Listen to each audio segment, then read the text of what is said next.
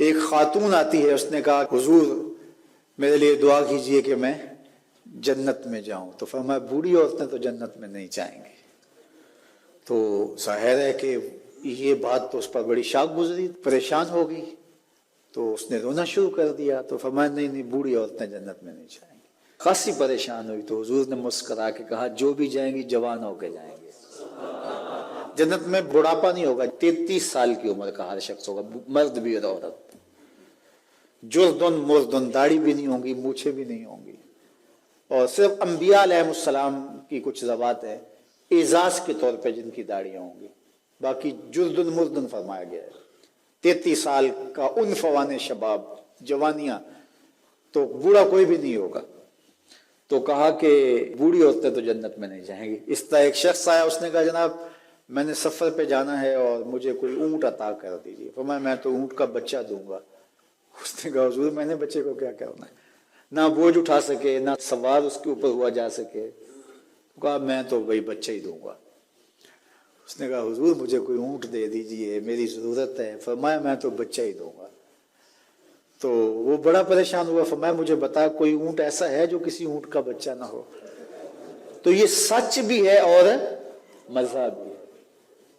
ایک صحابی تھے, وہ حضور علیہ الصلوۃ والسلام کے لیے دیہات کی چیزیں لایا کرتے تھے.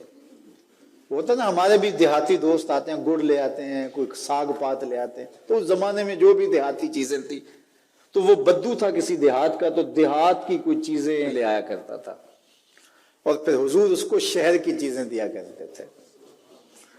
اللہ اکبر. اور وہ گھاس لا کے شہر میں بیچتا تھا. تو ایک دن وہ بازار میں گھاس رکھ کے بیچ رہا تھا. حضور علیہ السلام چپکے سے پیچھے سے گئے, حضور علیہ السلام چپکے سے پیچھے سے گئے اور اس کی آنکھوں پر ہاتھ رکھ دیا. اس کو ہماری زبان میں کہتے ہیں کولی بھرنا. کیا کہتے ہیں؟ کبھی آپ نے بھی کسی دوست کی کولی بھری ہوگی نا, جب کوئی آپ کا بڑا گوڑا دوست ہو, اس سے آپ کا ہلکا پھلکا مزاح بھی ہو, تو آپ پیچھے سے آ کے چپکے سے اس کی آنکھیں بند کر دیتے ہیں. آپ دیکھنا چاہتے ہیں کہ یہ ہر وقت میرا ذکر کرتا رہتا ہے, میں دیکھوں کہ اب اس کے لب پہ سب سے پہلے کس کا نام آتا ہے. ایسا ہی ہوتا ہے نا کہ بندہ پوچھتا ہے کہ کس نے میری آنکھوں پہ ہاتھ رکھے ہیں, اور انسان کے دماغ میں پہلے وہ نام آتے ہیں جن سے وہ بڑی محبت کرتا ہے. تو کولی بھرنے کا مقصد ہی یہ ہوتا ہے کہ میں دیکھوں کہ میرا نام کس نمبر پہ آتا ہے, اور اس کی کوشش ہوتی ہے کہ میں پہلی مرتبہ ہی بوجھ لوں. اللہ اکبر. تو حضور نے آ کے کولی بھر لی.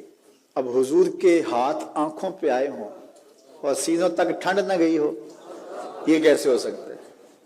تو حضور نے کولی بھر لی, لیکن حضور اس کی آنکھیں دبا رہے ہیں اور وہ بولتا ہی نہیں, وہ بولتا ہی نہیں ہے. اور میں کہتا ہوں اس نے کبھی بھی نہیں بولنا تھا. سفنے دے وچ ماہی ملیا, سفنے دے وچ ماہی ملیا تے گل وچ پا لیاں باواں. سفنے دے وچ ماہی ملیا تے گل وچ پا لیاں باواں, ڈر دی ماری اکھ نہ کھولا متے پھر وچھڑ نہ جاواں. حضور آنکھیں دبا رہے ہیں, وہ آنکھیں نہیں کھولتا, بلکہ اس نے کیا کیا, اپنی کمر کو پیچھے کر کے حضور کے سینے سے جوڑ کے رگڑنا شروع کر دیا. پھر حضور خود ہی بولے, فرمایا اس غلام کو کون خریدے گا؟ اس نے کہا حضور مجھے کس نے خریدنا ہے, میں تو بہت سستا ہوں. تو میرے حضور نے فرمایا تو بہت مہنگا ہے, تو بہت مہنگا ہے. فرمایا کرتے تھے یہ ہمارا دیہات ہے, ہم اس کے شہر ہیں. تو یہ حضور کا مزاح ہے. تو مزاح کرنا جائز ہے, لیکن حضور نے آ کے کولی بھری نا, کسی صحابی کو جرأت تو نہیں ہے کہ آ کے حضور کی کولی بھر لے. تو چھوٹا بڑے